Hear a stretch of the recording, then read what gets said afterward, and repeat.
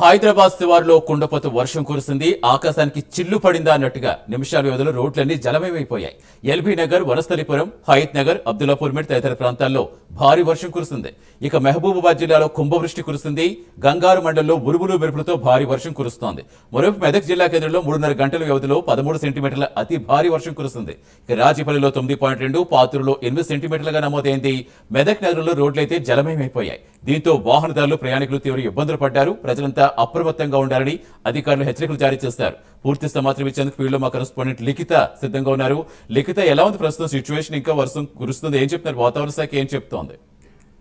Thank you Satish. ఇప్పటికే బంగాళాఖాతంలో ఏర్పడిన అల్పపీడన ప్రభావంతో తెలంగాణ రాష్ట్రం పైన దాదాపు 15 జిల్లాల్లో కూడా భారీ నుండి అతి భారీ వర్షాలు కురిసే అవకాశాలు ఉన్నట్లుగానైతే ఇటు వాతావరణ శాఖ చెప్తుంది. అదేవిధంగా హైదరాబాద్ నగర వ్యాప్తంగా కూడా ఈ యొక్క వర్షపాతము కొనసాగే అవకాశాలు ఉన్నట్లుగానైతే తెలుస్తుంది. 4 రోజుల పాటు కూడా ప్రజలు అప్రమత్తంగా ఉండాలంటూ కూడా ఇప్పటికే వాతావరణ శాఖ సూచనలు కూడా జారీ చేయడం జరిగింది. మిగతా జిల్లాల్లో మోస్తారు వర్షం పడే అవకాశాలు ఉన్నట్లుగానైతే తెలుస్తుంది. అయితే కొన్ని జిల్లాలలో మాత్రం రెడ్ అలర్ట్ ప్రకటించే అవకాశాలు ఉన్నట్లుగానైతే తెలుస్తుంది. అంతేకాకుండా ఆ జిల్లాల వారీగా కూడా ప్రజలు అదే ఈ విధంగా అధికారులు కూడా చాలా అప్రమత్తంగా ఉండాలి.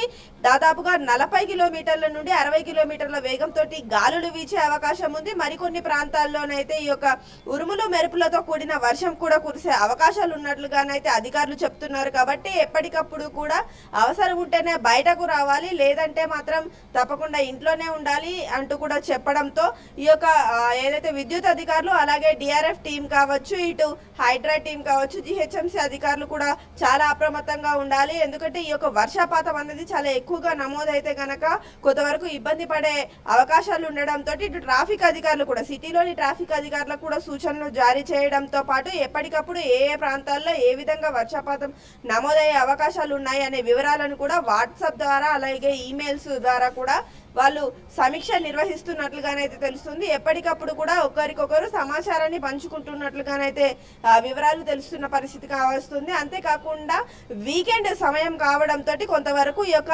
ఐటీ కంపెనీలకు సంబంధించి వారికి కొంత వర్క్ ఫ్రమ్ హోమ్ ఇస్తే ఈ యొక్క 4 రోజులు కూడా ట్రాఫిక్ కూడా అంతరాయం కలగకుండా ఉంటుందని అయితే ఇటు అధికారులు చెప్పడం అయితే జరుగుతుంది. రేపు శుక్రవారం కావడంతో ఆ తర్వాత పూర్తి స్థాయిలో కొంతవరకు సెలవు దినాలు కూడా ఐటీ కంపెనీస్ కు ఉంటాయి. కాబట్టి ఈ యొక్క ఏదైతే ట్రాఫిక్ వ్యవస్థ ఉందో అది కొంచెం తక్కువయ్యే అవకాశాలు ఉన్నాయి. కానీ మిగతా రోజులు మాత్రం కొంతవరకు జాగ్రత్తగా ఉండాలంటూ చెప్పడం పరిస్థితులు. ఇటు మ్యాన్ హోల్స్ కావచ్చు, డ్రైనేజీలు కావచ్చు, మూతలు తెరిచి ఉంటాయి. కాబట్టి ఎక్కడికైనా వెళ్ళేటప్పుడు కొంతవరకు జాగ్రత్తలు చూసుకుంటూ వెళ్ళండి.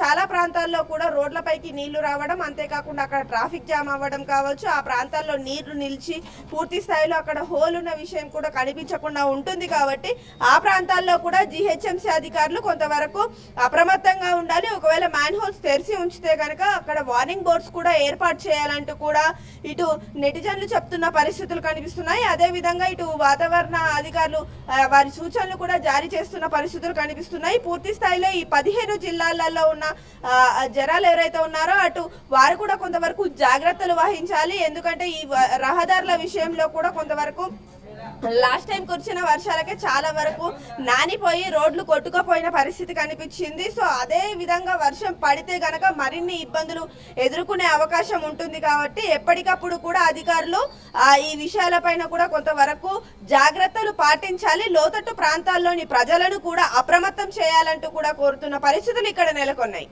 Right, thank you Likhita.